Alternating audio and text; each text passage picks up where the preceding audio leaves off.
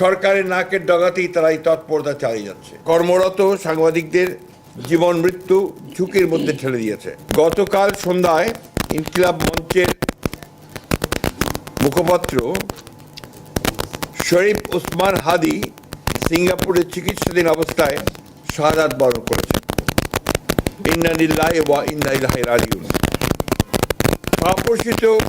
কাপুরুষোচিত এই হত্যাকাণ্ডের আমরা তীব্র ঘৃণা ও নিন্দা জানাচ্ছি। অবিলম্বে হত্যাকারীদের গ্রেপ্তার ও বিচারের জন্য আমরা আবারও দাবি জানাচ্ছি। এই অনাকাঙ্ক্ষিত মৃত্যুকে কেন্দ্র করে গতকাল মাঝরাতে দৈনিক প্রথম আলো ও ইংরেজি দৈনিক স্টার সহ আরও কয়েকটি প্রতিষ্ঠানে একদল উচ্ছৃঙ্খল মানুষ অগ্নিসংযোগ করেছে। কর্মরত সাংবাদিকদের জীবন মৃত্যু ঝুঁকির মধ্যে ঠেলে দিয়েছে।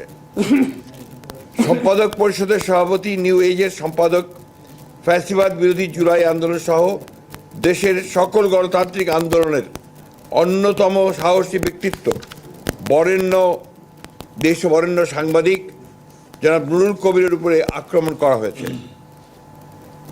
ছায়ানট সহ আরও কয়েকটি সাংস্কৃতিক প্রতিষ্ঠানে হামলা করা হয়েছে এবং আজ উদীচীতেও হামলা করা হয়েছে এবং অগ্নিসংযোগ করা হয়েছে। এবং গতকাল খুলনা ও ভারতের হাইকমিশনের কার্যালয় বাসভবনে হামলা করা হয়েছে। চট্টগ্রামে ধানমন্ডির 32 নম্বরে আবার অগ্নিসংযোগ করা হয়েছে। ইন্দিরা গান্ধী কালচারাল সেন্টার ভাঙচুর, অগ্নিসংযোগ করা হয়েছে।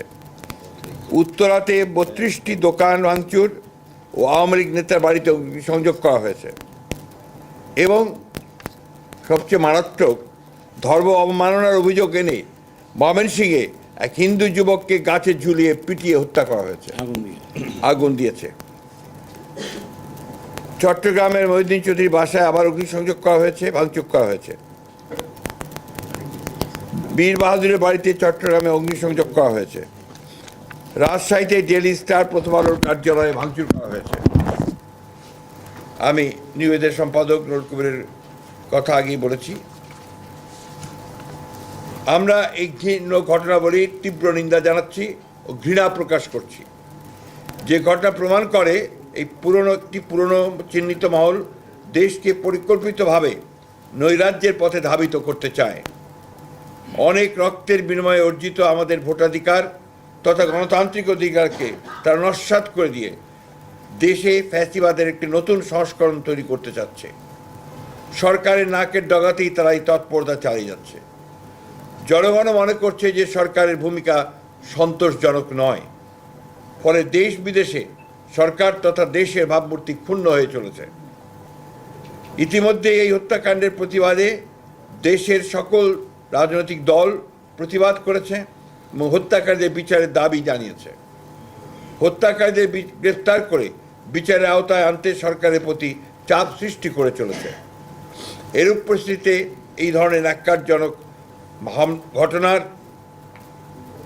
হামলার আমরা জাতীয় সংসদ নির্বাচন তথা গণতান্ত্রিক উত্তরণের প্রক্রিয়াকে অনিশ্চিত করার ষড়যন্ত্র বলেই আমরা মনে করছি।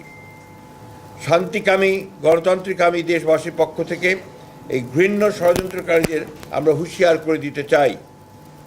এত রক্তের বিনিময়ে অর্জিত আমাদের দেশকে আমরা ধ্বংস করতে দিতে পারি না। এই অপশক্তিকে ঐক্যবদ্ধভাবে রুখে দিতে হবে। এই ষড়যন্ত্র প্রতিহত করতে নৈরাজ্য বিরোধী সকল রাজনৈতিক সামাজিক শক্তির আজ ঐক্যবদ্ধ হওয়ার কোনো বিকল্প নাই। যে ঐক্যের মাধ্যমে আমরা ফ্যাসিবাদের পতন ঘটিয়েছি এবং অন্তর্বর্তীকালীন সরকার ও জাতীয় নির্বাচন আদায় করেছি, তারই ধারাবাহিকতাতে আমরা সকল দেশপ্রেমিক শক্তিকে আজ আবারও ঐক্যবদ্ধ হওয়ার আহ্বান জানাচ্ছি। ধন্যবাদ।